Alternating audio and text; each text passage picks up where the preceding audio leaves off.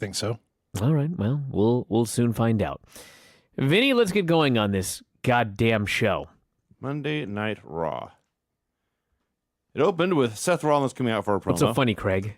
Just That I'm so angry about this show? The way Vinny starts the show every week. I know, it's the same. It's a gimmick now. It really is. If he did not say Monday Night Raw, 16 people on the board would be reading too much into it. Mm-hmm. Like when I neglect to say, a fun show as always. Oh, it wasn't a fun show? What happened on the show? Right. Well, you see, I need to say something to kill time while I'm opening my notes.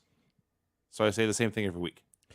You can't just be quiet? I read somewhere last week that we had such a great show. It's because there's all these new listeners. And so we were trying to boost to up impress the show. them. Yeah. I don't normally try to impress any listeners. None of them that have loyally paid for 10 years. I actually don't. We're not that smart. Come on now. It was an entertaining show because it was a good contest, for crying out loud. I try to entertain everybody on every show, particularly the people that have been paying for 10 years. They're the ones I need. New people come and go. It was a great contest. That's all there is to it. So it's Craig's responsibility, everybody, to carry this website financially from now on. If he does not come up with good contests, this place may sink. Anyway, Vinny, Monday Night Raw. Seth Rollins came out for a promo. They showed clips of him on The Daily Show. Can you imagine if it was 1985 and they did this on The Daily Show with a wrestler and a host? How it would be like a serious deal? Well, since you brought that up, one of Seth's first lines was saying, "This is no Jerry Lawler, Andy Kaufman situation." No shit. Why not? It should have been. A, that was awesome, and B, it's not like Lawler ever came out of that looked like a geek. No, it was serious from start to finish. People bought it. Yeah. And here they come out and Seth Rollins does his thing, and at the very end of it, it's just like all comedy. The audience is laughing. I've said this a million times. When I used to love primetime wrestling, and that show jumped the shark when they went into the studio audience. They had the studio audience there, and Bobby Heenan would be a heel, and everybody would laugh at him. And then you realized, wow, I'm not the only one that likes Bobby Heenan. Everybody likes Bobby Heenan. He's supposed to be funny, and they're all laughing along with him. This sucks. So yeah, it was a fun little deal, but Jon Stewart and Seth Rollins just decided to make it a comedy show, and then they aired it on Raw. And Seth Rollins' first words were, "This is no joke." And I was like, yes, it is. I just saw it. It's all comedy.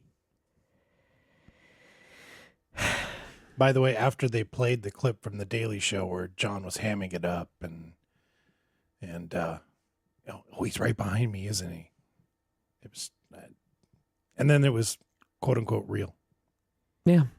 Yeah, what happened on The Daily Show was fake. Yeah. But their confrontation here was real. Sure. That is what we were led to believe. Which, when you put it that way, sounds stupid. So Roman came out for no reason other than to be there. They were arguing about who was a better talker and a better rapper and a better eater. They argued whether either of them could beat Brock Lesnar or eat him, perhaps. Meanwhile, the crowd was chanting for Daniel Bryan and also CM Punk. That's right. CM Punk chants, and there were many of them throughout the show. Listen, I don't want to come off harsh, but they're just dumb. He's out there, he's chasing his dream being happy. He's not going to come back to a place he hates. The bigger issue is that he's under contract somewhere else. Yeah. You can chant to your heart's content. He's not coming back. No. And he doesn't want to. That's the other key. It's one thing to chant. If you believe Daniel Bryan wants and deserves the main event, you are cheering for him throughout the show, I get that. And maybe you believe if we chant his name, maybe he'll get higher on the card. Okay, I get that motivation.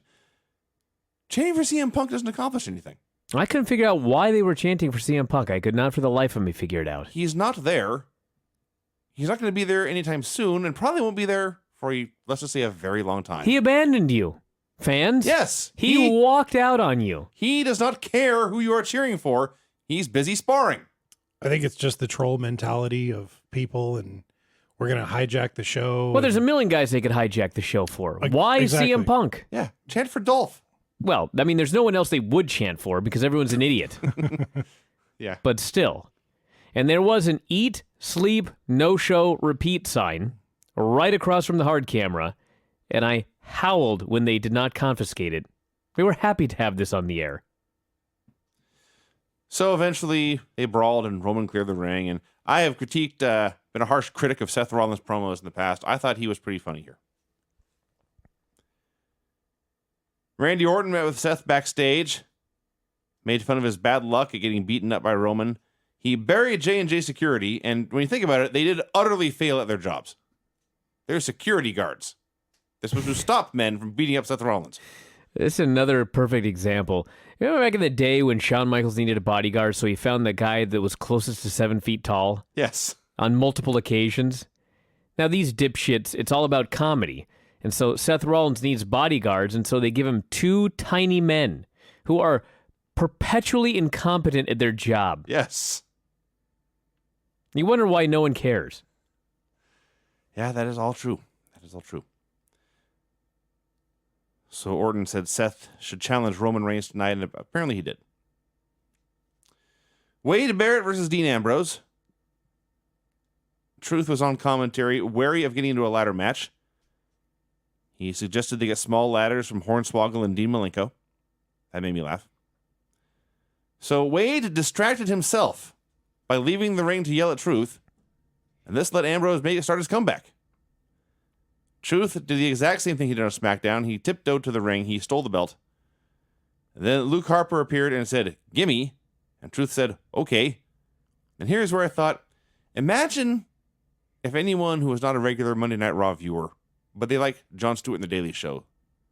So they tune into this, and this is the first match they see. What are they thinking? Well, luckily, I don't think one single solitary fan from The Daily Show bothered to watch this show to see Jon Stewart. Maybe a half dozen. I was just watching when he was tiptoeing over there again, and I was fixing to write, here they are making a mockery of this Intercontinental Championship deal. But then I realized it's been a mockery from moment one. If I were Wade Barrett, he lost again, by the way, to cut to the chase, I would be counting down. Remember in the old days when you would count down the days to WrestleMania, where you were going to have your match on the biggest stage of all, and maybe you were going to get the belt. You were going to win the championship at WrestleMania and beat your opponent. Now, if I were Wade Barrett, I would be counting the days down to WrestleMania where I can unload that fucking thing and get that belt as far away from me as humanly possible. Imagine what this business has become. With that said, and me being Mr. Brightside, I really enjoyed the fact that all the wrestlers were actually pining to get into the match for the belt. To me, the To me, that makes them all dumb shits. Fine. Well, that and other things. But it did give some credibility to the title. Well, credibility is not the right word. That's for sure. It gave Value. some value to the title. Thank you, Vinny. And by the end, I was really stoked to see the ladder Here's the match. problem. In theory, it should give value to the title.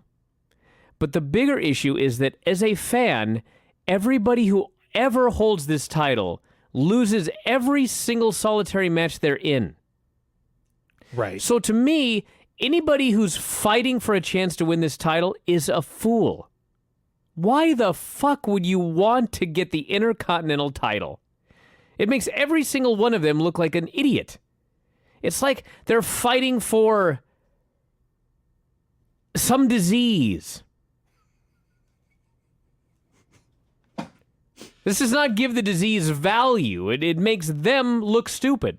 The Intercontinental virus? Exactly. That's what this is. Like, there's someone who's very, very, very sick with a highly communicable disease. So let's all fight to see who can kiss this person. Does that give value to the sick person, or does that make you all look stupid? It depends on who the sick person is. It makes you all look stupid. That was a terrible analogy. But I can't think of anything better because this belt is a terrible sickness that nobody should want to contract. Well, apparently about 6 guys want it right Yeah, a bunch of idiots. So anyway, Wade got distracted a second time, and Ambrose pinned him with dirty deeds, and then he got mad because the belt was gone. They showed Miz stealing Mizdow's commercial on SmackDown. He should have wiped his brow. Whew. Thank God. It's gone. Miz held a meeting with a wacky crowd of undercarders to show his commercial for the first time. Mizdow tried to warn him to screen it privately first. Miz blew him off. And so they showed the commercial, and what it was they took clips of Miz from the promo he cut imitating Mizdow against the green screen and put him into a fake boner pill ad. Yeah. Craig's laughing. This is Craig's kind of comedy. Yeah. Boner pills. That's funny. Yeah. So everyone laughed at Miz. He was near tears. He couldn't believe I Mizdow was too. had How ironic. betrayed him this way, called him an ungrateful nobody. He slapped him. They had a hell of a stare down, honestly. Then Miz said he would fire Mizdow, and Mizdow would be off Raw. So, two things. One, This again. I had forgotten. Maybe it was set up this way and I've completely forgotten. So, Damian Mizdow is not employed by the WWE. I don't remember him being fired, but apparently he's employed by The Miz. Yeah. That was number one point that confused me. Number two, and really the far, far, far bigger issue, and this came up over and over and over and over again in this program. Every character on the show is a loser and a geek. That's right. And they're only on television due to the charitable hearts of the McMahon family. That's right. Came a bigger issue later, but that's all I can think. Oh, did it ever? Yeah. I thought this was painfully unfunny. The commercial, the idea. Every geek in the locker room was there to laugh at The Miz, which made Miz look like 10 times the geek. The only good thing about it was when they had their stare down, and Mizdow gave him the furious face, and Miz talked him down, and I think, I will make a prediction here, everybody. They should have pulled the trigger right here in this angle. When Mizdow gave him the mean, furious face, and everybody in the arena was buzzing and waiting for it, and then Mizdow backed down again. I think that was one too many. We'll find out, but I think they should have pulled the trigger here. I like fiery, angry Miz. Miz or Mizdow? Miz. I thought he did a great job of being You are Mr. Positivity today, aren't jerk you? heel. And Wow. to add to the positivity, the very first shot of them coming into the back room was Miss Mandy Leon. That's right. Love her. We know. Okay. Bray Wyatt came out for a spooky promo. I think I just copy and paste that every week. He brought out a casket, said he had built this for Taker. He produced a gas can, said fire destroyed everything in its path, just like himself. He doused the casket in gasoline, said Taker would burn at Mania, and set the casket on fire. Woo! I wonder if he made the casket out of his broken chair. May have. Whatever happened to that chair? Spare wood lying around. He only had one chair. He couldn't even make another one or get another one. Once his chair was destroyed, he was done with chairs. He was like a WCW fan. What? You know, once Nitro died and Thunder died and WCW went into business, they just quit watching. They were done. I That's see. the end of their wrestling. I was trying to think of when a chair was ever destroyed on Nitro. Thank you for making me explain the Well, joke. I needed it explained. Just killed it. That's fine. Probably everyone else did too. Usos and Naomi versus Kid and Cesaro and Natty. Let's cue Craig. Boobs. Buttocks. Nothing? Go ahead, Benny. So, I'm not a one-trick pony, Alvarez. Oh, yeah? Yeah. Go ahead, Vincent. so Natty hurt her leg again. This time Naomi showed mercy. Oh, She God, showed I just no got mercy. mad again. I forgot what happened here. Fuck. You recall last week, Natty faked a leg injury to get the win. This time she apparently was really hurt. So Naomi attacked her as she was hurt, and Natty fought her off and dragged herself to the corner to Wait. tag out. Last week she faked an injury? Natty faked a leg injury. She Naomi, did? Naomi held back, and Natty hit a discus clothesline out of nowhere and pinned her. Craig, what's he talking about? I thought she was really injured last week and this week. Yeah, she got No. yanked off the apron and grabbed her leg. I thought last week was fake because I remember her celebrating with her men and being No, unhappy. she was celebrating while limping. I think everybody was expecting her to quote unquote fake the injury, but it never happened. I see. Last week was supposed to be real. I see. Yeah. Anyway, go on. So here, she suffered a leg injury, was attacked by an angry opponent, and on one leg disposed of the opponent and dragged herself across the ring to tag in her husband. What a hero she turned out to be. Yes, that's part of the story here. And then Tyson was in the ring with the Usos. He ran away from them and tagged his one-legged wife back in. She was upset with him, and then Naomi schoolgirled her for the win. So yes, Tyson and Natty are fighting I again. was so angry when they did this. They were fighting for weeks. And then all of a sudden, for like 3 or 4 straight weeks, they were lovey-dovey again. And they had no problems whatsoever. And now, completely at random, they've decided that they're fighting again. I hate this show. On the bright side, when Naomi and Natalya were in there, There were 4 boobs on screen. when they were in there together, they were 2 of the most competent people in the match. Far be it, it wasn't that long, but the very first thing is Naomi's on the apron. Natalya goes over to get her, and she throws this high kick. Naomi does. From the apron over the top rope and cleared Natty's head with it. That was absolutely amazing athleticism. You are really Mr. Positivity These 2 today. chicks can wrestle. That's all I'm saying. Better than Tyson Kidd, Cesaro? I'm just saying, Brian. I know, but you said they were 2 of the best in the ring. Two of the I would best say women, they were yes. clearly the 2 worst. Well, maybe not Natalya. Okay. She And might be also, better than one of the random Usos. Did you notice Tyson's gear this week? No. He had the cats on his tights, but it was like a stained glass painting of 2 cats on his trunks. I thought you would notice things. I like didn't that. notice. I was way too far away. In the living room. Yeah, I was at the table. I had to charge the I see. computer. John Cena came out for a promo. My computer seems to be frozen. There we go. He came out, said that Rusev had turned down his challenge for a rematch. He said he would get a hold of Rusev at some point, but for now he was moving on, focusing on WrestleMania. He needed a match, and so he was entering himself in the Andre the Giant Battle Royal. No one believed him. He tried to sound excited about it. Stephanie interrupted. I guess she didn't want him in the match, and Cena said, and I should have written down the exact quote. I'll tell you what happened here. All right. She came out and says, "Since when do people declare that they're in a match?" And when she said that, I was about ready to just like throw my TV out the window.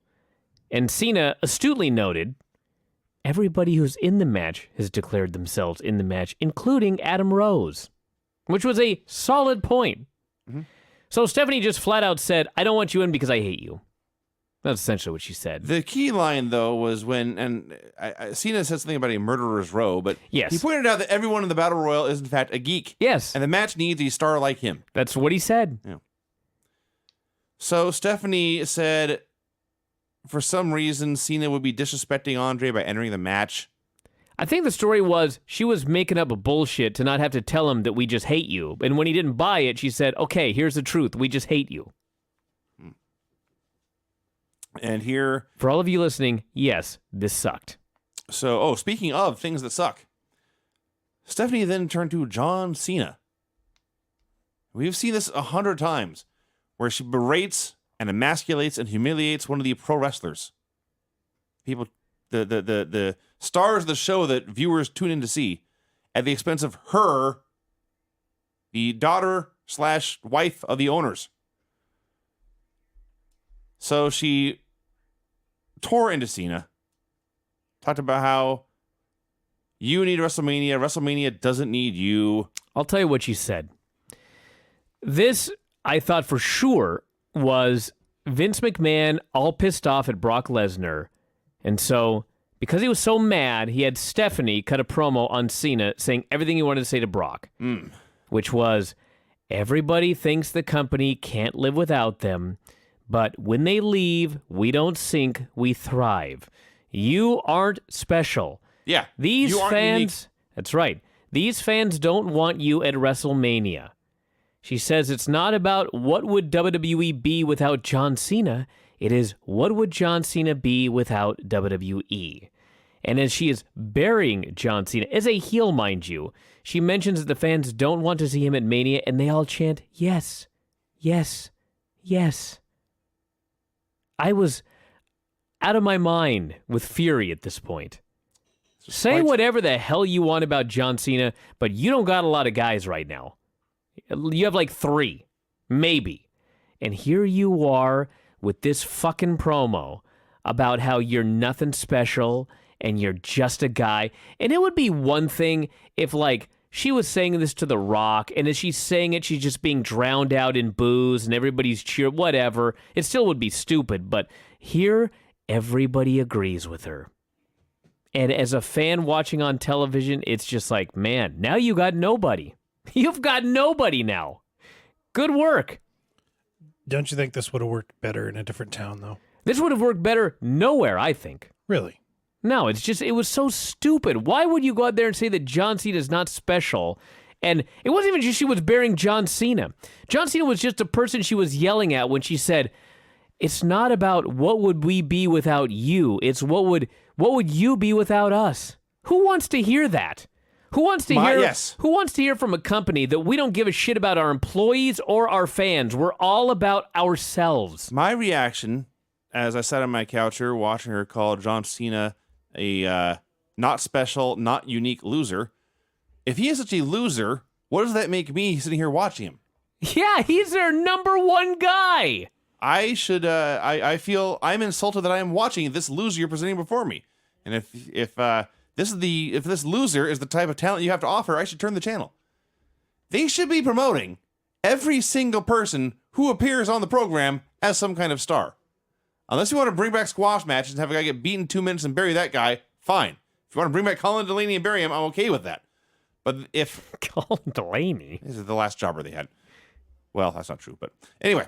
I was going to say, there's a roster of jobbers right now you have chosen from. 50 jobbers. But when the Usos are on TV, you should be trying to tell me how special they are.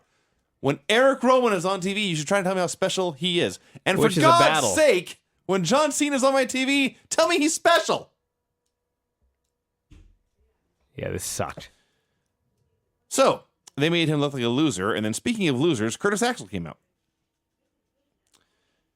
He cut a promo about Axelmania and stuff, and then the entire building began to chant Axelmania. And that was the moment. I wrote this down. I watched this on replay, or on my DVR. 4:36 p.m., Tuesday afternoon, March 3rd, 2015. That is the exact point where I gave up on ever understanding pro wrestling ever again. It's because everything on the show is a joke. And so you bring out the biggest joke on the show, and he's over. I guess. So Steph booked Cena versus Axel for right now. Said the only way Cena would get to Mania was to get Rusev to agree to a match. No shit. She had to alert him to this fact. Hey, John, guess what? You're not going to wrestle Rusev unless he says it's okay. Why doesn't she just say you can't get to WrestleMania even if Rusev says it's okay? She hates him that much. Why give him the out? And then Axel's in the ring, and he's being all Axelmania, and Cena's acting all mean and angry, evil John Cena. And he says, listen, buddy, I'm in a bad mood. If you don't leave, you ain't going to walk out of this ring. And for a moment I thought, oh, well, this is interesting. John Cena's going to beat the holy shit out of this guy, and he's going to do a stretcher job. So they go to commercial, and they come back. Stop right there. They go to commercial. Well, there is that. Right on the moment where you're thinking, okay, this is the part where John Cena's going to skin this man alive. Hey, but stuck through the commercial. But first, a word from our fucking sponsors. I stuck through the commercial. So they come back from a word from our fucking sponsors, and John Cena gives him an F-U, and he puts him in the S-T-F, and Axelmania taps, and then he just rolls out of the ring. That's it. That's what I waited for. Yes. That was the fury, the sound and the fury of John Cena was his two moves. Then Rusev Say came out and said, answer still no, buddy. Yep. Flag dropped. And you know what's the saddest thing about all of this? I know what you're going to say. This is still the best thing on the show. What the fuck? It's funny, too, because you keep expecting John to grab a hold of the flag and yank it down. No, you can't do that. You can't do Big Show that. got mad. You don't want to upset Russia. I like how they can't upset Russia, but they can upset me. Well, yeah, you're smaller than Russia. Communists. You do not have any nuclear warheads yet. That's true. Michael Cole did a sit-down interview with Michael Hayes and Arn Anderson. They were talking about Triple H's upcoming match with Sting. I'm assuming that in the extended version, they had something interesting to say. I guess this was like 10 seconds long. What the hell was this? I don't know. Could not take And my then eyes. the first thing they show is just a big close-up of Michael Hayes' bald spot. Thank you. Taking up the whole fucking screen. That is a skullet to end all skullets. Jesus Christ. Then Hunter came out for a promo. Talked about how Sting had waited so long to enter WWE. Everyone had a theory as to why. He called Booker T into the ring to discuss these possible theories.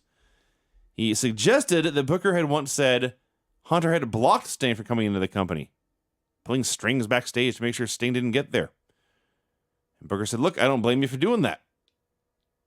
Hunter could not believe Booker was accusing him of this act of cowardice, compared him to an internet mark, and began to ramble on about control for a while. And then he thanked Booker for his opinion, and then he fired him. This resulted in the crowd going, boo. They did not buy this or care. It's because the whole goddamn thing was so boring until he fired him. Yeah. So Booker went to leave, and the crowd was so heartbroken about this, they chanted for CM Punk again. Hunter said, I'm just messing with you, Booker. You're not fired. What an irony. Yeah. They're so mad that someone got fired that they chant for someone who quit. Yeah. So he said, I'm just messing with you. You're very good at your job. Go back to the announce desk where you belong. And I realize Booker T is an announcer, so it doesn't really matter. But once again, completely emasculated, humiliated geek headed back to the announce desk doing whatever boss man says. Yep. And Believe it or not, I'm going to say something good about this. I'm going to be Mr. Positivity. Hunter was a great dick in this segment. He fired the guy because the guy said something he didn't agree with. He fired a man over his freedom of speech. And then as the guy's leaving, he says, I'm just fucking with you. I'm just showing how much power I have and how I can do whatever the hell I want. And all I thought was, this really does make a fan want to see Sting show up at WrestleMania and just beat the shit out of Triple H and humble him. God forbid that doesn't happen. But if that happens, I'm fine with this. I thought Triple H was awesome here.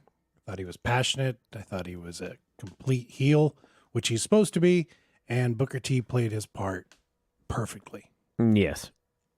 Booker was great going back to the desk, being embarrassed and furious to still have to do his job after this embarrassment. But he did it. he did. Because that's what guys do here. They just take it. Paige versus Nikki Bella. Booker was, in fact, sullen and admitted he was embarrassed by all this. They had much more time than usual for a women's match. They got a Matt Modest crowd reaction. And Paige was going for the Scorpion crosslock. Brie distracted her, and then she fought Brie off and put the crosslock on again, and this time Brie attacked for the DQ. Crowd immediately figured out what was going to happen next, began to chant AJ's name. She appeared, and up to this point, this may have been the biggest reaction in the entire show. I realize she is from New Jersey, but still. So she and Paige worked together. They sent the Bellas packing. It was the winner of a segment. Yeah, it wasn't too bad. Give divas a chance, everybody. Renee interviewed AJ backstage. Paige appeared, asked who had invited AJ back anyway. AJ said she'd been watching the Bellas bully the entire division, and she was in fact back to give divas a chance. And they know they both hated the Bellas, and so they were friends, kinda. And we got another great, awkward, way too long camera moment. Seth Rollins was in the ring behind a desk doing the Daily Show. This actually, so much as I love the Cena thing, this was the best thing on the show. thanks I shouldn't say entirely. No, you can say entirely. Jon Stewart Thanks was entirely to awesome. Jon Stewart. He's an old school wrestling fan. He was into this. He was great.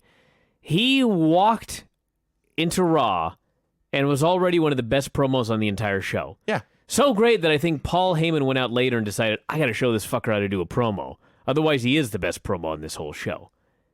He played pro wrestler better than most of the pro wrestlers did. Yeah. That's because they don't play pro wrestlers. They play pussies and geeks and losers. Yeah. So Stewart came out and he started basically saying Rollins hadn't earned anything. He hadn't earned a championship yet. He hadn't earned that briefcase he had. Unlike great stars of the past like Bruno Sammartino and Gorilla Monsoon and Mick Foley and Steve Austin and The Undertaker, all those guys had earned everything they had. He said Rollins claimed to be the best, and yet here we are, and it's Brock Lesnar and Roman Reigns in the main event. And Rollins is just left with nothing but a briefcase. It was all quite great. And then Rollins started to get in his face, and Stewart immediately transitioned back into small little coward mode. Randy Orton made his entrance. This distracted everyone. And then in a kind of a hilarious bit, you could tell that Rollins was in charge of everything in the ring and letting Stewart know, Orton has come out. Everyone's seen him. Now the camera is back on us. Now kick me in the balls. And he did. Kicked him in the balls, ran away. Actually, when I saw it live, he just kicked him in the balls. But then when they showed the replay, he kicked him in the balls. And then when Seth doubles over, he rushes in to throw elbows. Then he runs away. Well, there you go I then. don't know why I found that so funny. I'm going to get one good elbow in before I get out of here while I'm at it. Also thought it was awesome. Jon Stewart knew more about the history of the WWE than even the WWE did, even noting that Kane actually got the briefcase for Rollins. That's right. Yes. Yeah, he was great. He sure was great. Maybe after he leaves the Daily Show, you can take this show over. I know he won't. But anyway. At least have him write this show. Yeah. That was a tremendous segment. Renee interviewed Stewart backstage, whose name I somehow managed to misspell about 3 different times in 3 different sentences. But he was basically just being, talking about how he was old and blown up and gassed, and he was looking over his shoulder. He was scared of Rollins. He was going to go hide somewhere. Luke Harper versus Daniel Bryan. Yep. In a nothing 3-minute Raw match to build up a program for the loser belt, Daniel Bryan decided to scare the hell out of everyone. Yeah. I, as noted, watched this on Tuesday, so I was well aware that he did stupid stuff here, but when I actually watched it unfold, dude, why? And like I say, it's not like he was killing himself to have a great match. He had 3 minutes. So he got thrown headfirst into the turnbuckles. And when I say headfirst, it was like Harper went for snake eyes, but he was too far away, so he just threw him through the air into the turnbuckle. Then he suplexed him onto his head. Like hard onto his head. Yeah. Not like the usual head bump where you like land on your shoulders, but the very first thing that struck the mat hard was his head. Yeah. And then, like, maybe 10 seconds later, they went for a spot and he just fucked it up royally, which is not good. That had me worried. He won with the yes lock immediately thereafter. Maybe they went home early. And he then went to the announce desk to lead one-armed yes chants because one of his arms was not working. Yeah, this was There's not nothing good about this. Speaking of nothing good, all the geeks came out and started fighting with a belt. Wade was there. Ambrose was there. Harper was there. Truth was there. Who cares? The crowd was chanting, "We want Dolph, we want Dolph." And Harper ended up with it, I guess. He's going up the ramp. And I said, well, the crowd is not getting Dolph. And Harper is on my screen with the Intercontinental belt. I have a little button that fast forwards 30 seconds. And the next thing I see is Dolph posing with the belt. It took 30 seconds to get it back. So that was that. Luke Harper went for a body slam, and he had him up in position and walked over the edge of the ropes and body slammed Bryan outside the ring.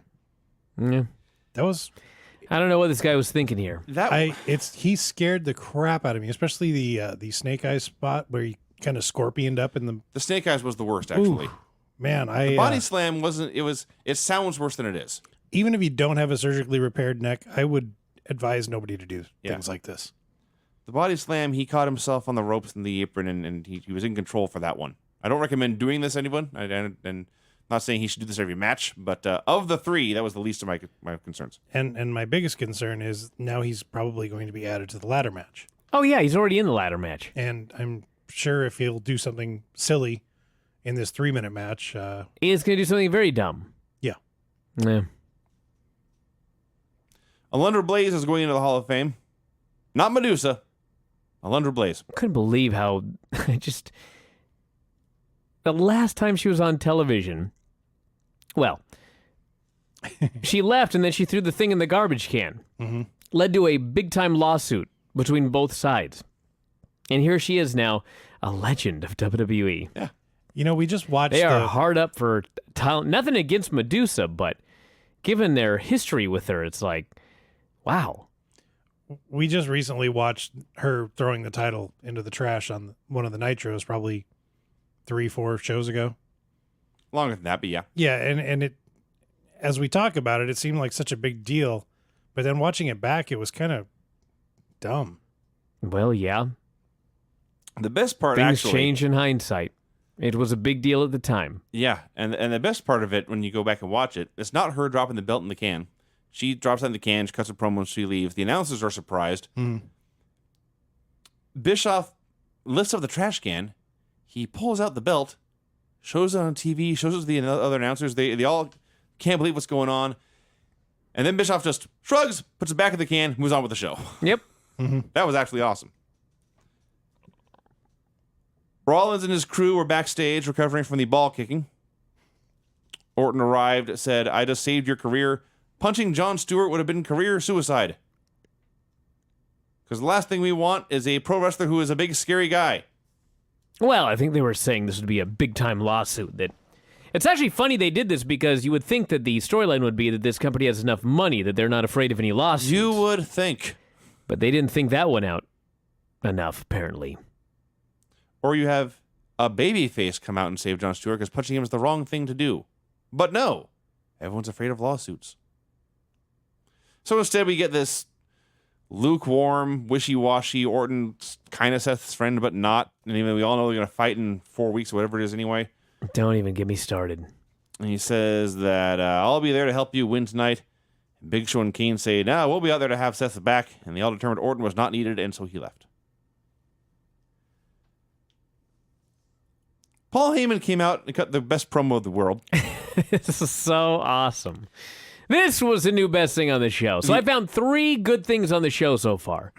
4 of them, because I would count this as 2 great things. His 2 best lines were when he explained that Brock Lesnar was going to beat Roman Reigns and the sky would open and there'd be trumpets and sunshine, and because it would happen because God had booked it that way. His other great line was when he said either Brock Lesnar will destroy Roman Reigns for 20 minutes like he did to John Cena at SummerSlam, or he would come out there and, quote, "Brock Lesnar, Ronda Rousey's your ass." That's a new one. So more than what he said, really, the most notable part of this was that his microphone kept dying. Died once, came back on, he made fun of the sound guy for being from Jersey, and just fired him up, and he just kept going. It died a second time. They got him a new mic. He made a shot of the woman who handed it to him. It's about time he did something good around here. That was Lillian. There you go. Yeah, Lillian.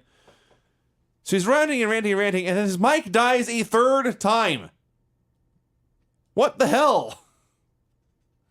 So eventually it started working again. He kept screaming about everything Brock was going to do to Roman. Heyman was the man here. No doubt about that.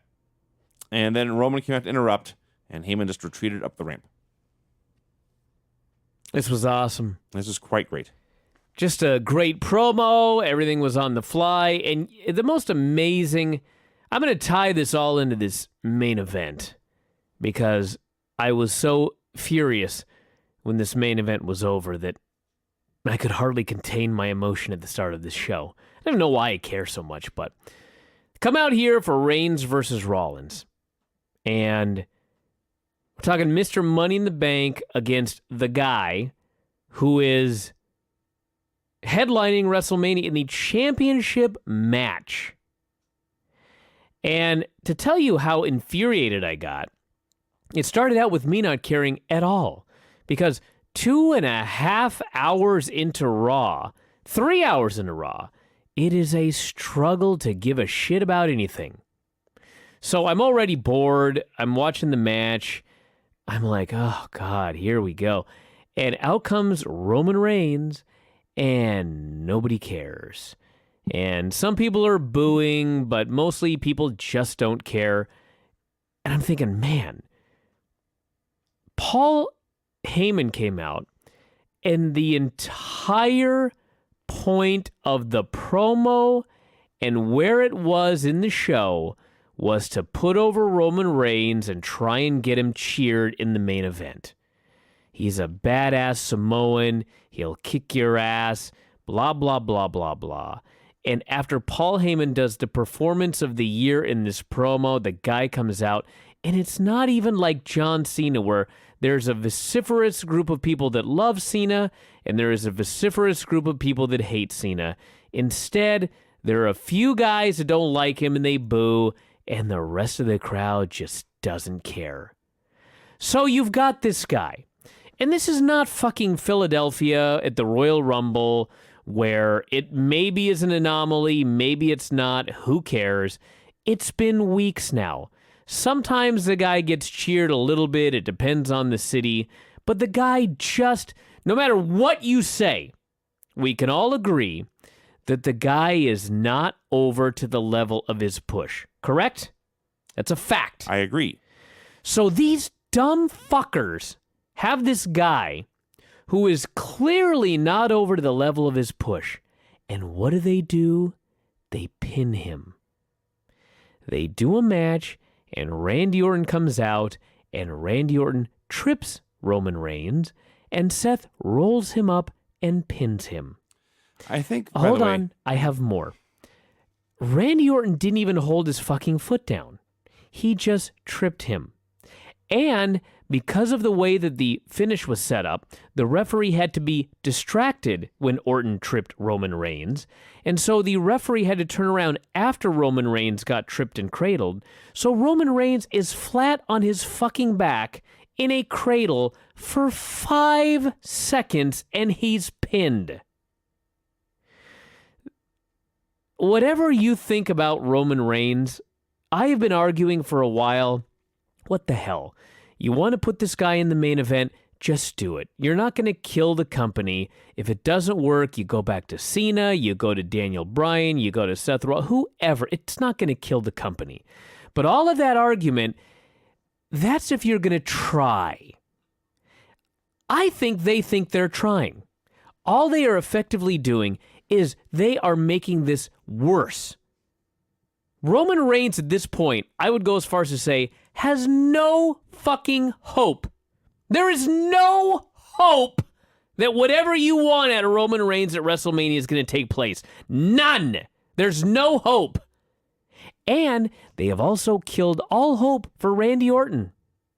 Randy Orton was the hottest returning babyface in the company 2 weeks ago. Who the fuck cares about Randy Orton right now? I don't care. I don't care at all about the guy. And then, as mad as I was, after it's over, they show a bunch of replays. Perhaps you saw them. Every replay they show is Roman Reigns hitting a big move on Seth Rollins. And Vince McMahon is in the announcers' headsets, and he is instructing them to put Roman Reigns over. Talk about, oh, look at this power. Oh, my God, look at this move. Oh, what he's going to do to Brock Lesnar. And all I can think is, he got fucking cradled and pinned, you fuckheads. Why? Why can't the guy just go on TV every week and beat the living... Why can't he go on TV and Ronda Rousey everybody every week for a month leading up to WrestleMania? Then maybe you have hope. This is exactly like that CM Punk thing where they kept telling him that he was going to pin Roman Reigns or whatever the deal was. He was going to beat the Shield, but make sure Roman Reigns get over. And CM Punk is like, Why did Roman Reigns just fucking win? Oh, no, we don't want him to win, but make sure he gets over. That's exactly what this was. They beat Roman Reigns, and then they spend the whole time doing all these replays talking about how fucking great Roman Reigns is. They're so stupid. And by they, I mean one guy who's out of his mind at this point. I couldn't even believe this. The most amazingly stupid final segment of Raw in Christ knows how long. Week, maybe. Anyway. With that said, after he got pinned, he did do a number on the heels. Big dive to the outside. Seth coming off the top rope, and he speared him out of his boots in midair. And did you notice the wink by Randy Orton on the way back? No. He looked straight into the camera after he screwed Roman Reigns and buddied up with Rollins. He looked straight into the camera and gave a wink. Think about just what you just said. Yeah. So, Randy Orton is secretly a babyface. Yes. He fucked Roman Reigns. Yeah. Right. This is so stupid. I agree, but I'm just telling you. And it was so bad. This shit was so bad that you had Roman Reigns doing a running Undertaker dive over the top rope on the 5 men, met with complete apathy. Crowd got into it there at the No, end. they didn't. Yes, they did. You already said they you were were more into the post-match brawl than they were for the match itself. Thank you. Woo! Listen. WrestleMania saved. I don't disagree with anything you have said. I just don't care. WrestleMania is going to suck. That's worse, actually. At least I'm passionate. Going to suck. I'm ecstatic I'm not going. I encourage you all to cancel your plans. More to the point.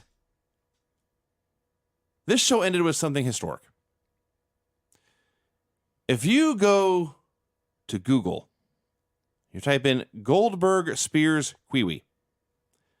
The first link that comes up is a YouTube video entitled The Best Spear in Wrestling History. And you can watch, I believe it was Thunder, but 16 years ago, Goldberg speared Kiwi to death. I remember this, actually. And for 16 years, it was the best spear I ever saw. After having watched it again, and watching what Roman Reigns did to Seth Rollins in this brawl, Goldberg has been surpassed. Rollins jumped off the top rope, flew through the air, more than halfway across the ring. He had great horizontal momentum. And then he collided with Roman Reigns, who snapped him the other way. And Seth's body recoiled, his body splatted to the mat. I watched this about 16 times. I went back and watched the Goldberg spear several times. What Roman did here was more impressive than anything Goldberg has ever done, or Edge, or Batista, or Rhino, or anyone else who's ever used a spear. This was the best spear I ever saw. Skip Mania, everyone. Watch this spear. Can you imagine if he'd won with that spear? Holy shit. Well, like Let's I said, not get crazy. Listen, I had my meltdown last week, as you all recall. This show is shit every week. It's a shitty company. It's going to be a shitty pay-per-view. But this is a good spear. When you expect shit and then you get a good spear, you're happy. I came out wrong. Write that down, everybody. I came out wrong. Write that one down. I need to take a break and play a song. Stand by. Let me see what I got. I don't have any new songs. You know what? Hang on. Well, there's one other thing I noted here to be annoyed by. Oh, good. So, somewhere in We here, don't need a song. right before the main event, they plugged Booker T's documentary on the network. Again, I say two things. They promoted this documentary and aired this documentary